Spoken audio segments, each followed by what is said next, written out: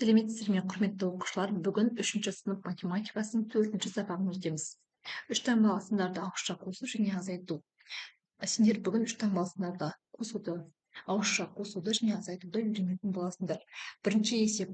Мына сандардың моделін жаса, жүздіктерді, ондықтарды және бірліктерді қандай да бір заттармен, фигуралармен белгілеу. Осы сандар туралы айтып бер. Бізге 100, 220, 324 сандар берілген. Біз жүздіктерді үшбұрышпен, фигуралармен, яғни көрсетіп алдық. Жүздіктерді үшбұрышпен, ондықтарды төртбұрышпен, бірліктерді кішкентай шеңбер тәрізді нүктелермен белгіледік. Мұнда жүздік бізде біреу, мұнда 220-да 2 жүздік және 2 ондығы бар. 324-те 3 жүздігі, міне 3 бұрышпен 3 бұрышпен көрсетіп қойдық. Және де 2 ондығы бар. 20-ның ішінде 10 оннан 2 ондық бар. 2 4 бұрышпен көрсеттік. Енді 4 бұл жерде бірлік. Бізде 4 бірлігіміз бар. Жиындар шешімін көрсет. Осы жиыннан 5 сан атап сан сәулесін сызып алдық. Осы шешімін көрсететін болсақ, мына x бұл белгісіз бізде сан. Белгісіз сан кіші 100-ден, яғни міне белгісіз сан кіші 100-ден, немесе 100 артық белгісіз саннан. Міне мына 100-ді белгілеп алдық, мына жағы бізде x-ің мәні. Яғни x бізде неше болуы мүмкін? Бізде x 10 болуы мүмкін, 20 болуы мүмкін, 40, 70, 90 болуы мүмкін. Екінші, x кіші 220-дан. Міне 200 санын белгілеп, 220 санын белгілеп алдық. Бұл мына 220 саны x үлкен, яғни 220-дан белгісіз санымыз x-іміз үлкен. Мына 220-дан кейінгі жақтың барлығы 220-дан үлкен сан. Ол x-қа тең. Ол 250, 300, 400, 500, 700 болуы мүмкін. Келесі 324 үлкен x-тан. Яғни міне мына жерде 324 үлкен, мына жақтың барлығы x белгісіз сан. Ол белгісіз санымыз 320, 240, 200, 180, 100 болуы мүмкін деп жазып қоямыз. Екінші есеп. Есептеуді түсіндір деді. Мұнда 678-ге 2 саны қосылған. Енді бұл жерде бірлікке бізге тек қана бірліктерді қосу керек болғандықтан бірлікке бірлігін қосқан. Мұнда 670 деп алып 8-ге 2-ні қосқан. 8-ге 2-ні қоссақ 10, 670-ге 10-ды қоссақ 680. Мұнда да дәл солай бірлікке бірлікті 1-ге 9-ды қосамыз. 10, 790-ға, мұнда қалған 790-ға 10-ды қоссақ 800 деп қалғандарын дәл осылай шығарып өтеміз. Келесі үшінші есеп. Есепте жаңа қалай шығарылған біз көріп өттік. Енді осылай бірлікке бірлікті қосу арқылы есептейміз. 576-ға 4 санын қоссақ, 6-ға 4-ті қоссақ 10 болады, 580 сан келіп шығады. 593-ге 7-ні қоссақ 600, 3-ге 547-ні қоссақ 550, 7-ге 123-ті қоссақ 130 шығады.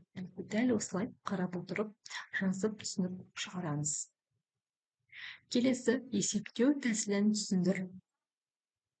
Бізге стрелкамен көрсеткен қосу азайту амалдарымен біз мына 468-ге бірінші мына 7-ні қосып алсақ, не 7-ні қоссақ, мына жердегі сан мен және де мына стрелка бойынша былай кетеміз. Енді осылай кеткендегі сан екеуі бірдей болса, біздің есебіміз дұрыс болады. 468-ге 7-ні қосамыз деп жазып алдық. Бұл бізде 475 шығады. Енді стрелканың мына бір бойымен жүріп өтеміз. 468-ге 2-ні қоссақ 470, мында 470 болады. Енді 470-ге міне 5-ті қосатын болсақ, бізде 475 келіп шығады. Келесі 302-ге 9-ды қосамыз. Бұны бөлек жазып алдық. Одан кейін осы стрелка бойынша былай кетеміз. 302-ден 2-ні азайтамыз. 302-ден 2-ні азайтсақ, бізде 300.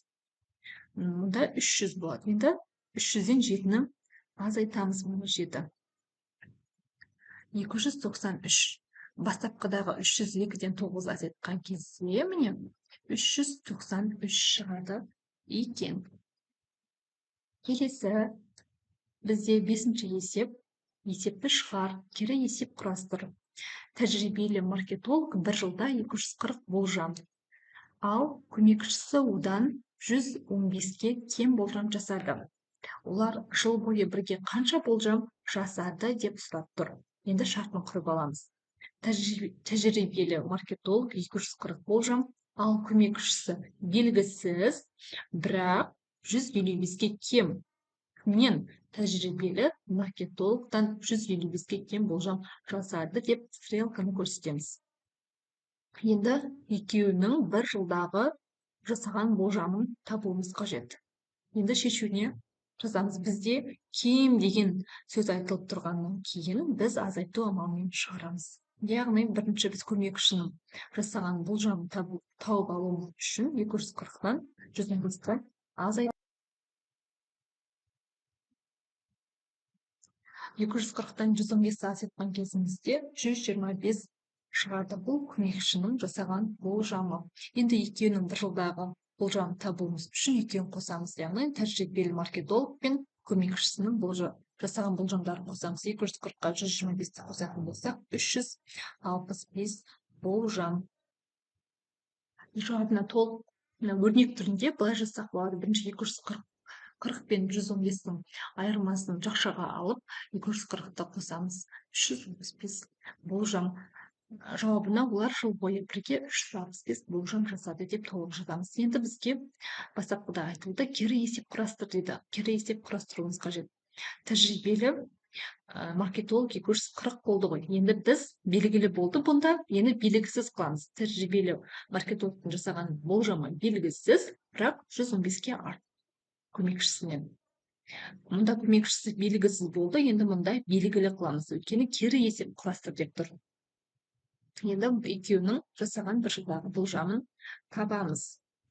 Ол үшін 125-ке артық болғандықтан бұл жерде қосу амалы қолданылады.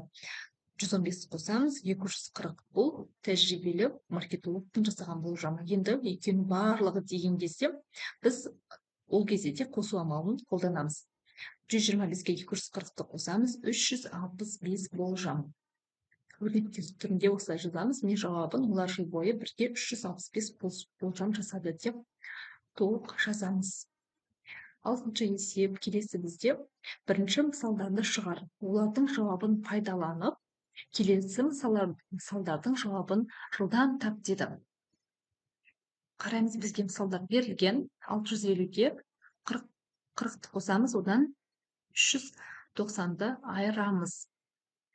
Бізге қалай берілген? Мұндағы 650 мен 40 екеуінің ондықтарын қосып алған. 690, одан 390-ды айырған. 300 шығып қояйын.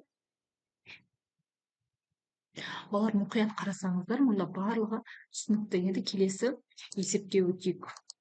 Бізде 7-ші есеп. Балалар күн райын бір апта бойы бақылады. Кестеге қарап, сұрақтарға жауап беріңдер. Мұнда аптаның 7 күні көрсетілген, және жаңбыр, жел, ауа райының құбылыстары болған. Мұнда жел болған күндерді атаңдар, жаңбыр жаумаған күндерді атаңдар, және де жаңбырда, желде болмаған күндерді атаңдар деп тұр. Қарайықшы. Жаңбыр бізде дүйсенбі және бейсенбі күндері болыпты. Жел сейсенбі және сенбі күндері болған екен. Енді жазамыз. Жел болған күндер сейсенбі, сенбі. Жаңбыр жаумаған күндер сейсенбі, сәрсенбі, жұма, сенбі, жексенбі. Жаңбырда, желде болмаған күндер сәрсенбі, жұма, жексенбі деп жазып қойдық. Ал балалар, назарларыңызға рахмет. Менің сабағым сіздерге көмегін тигізіп жатса, лайк басып, каналыма тіркеліп қолдап отырыңыздар.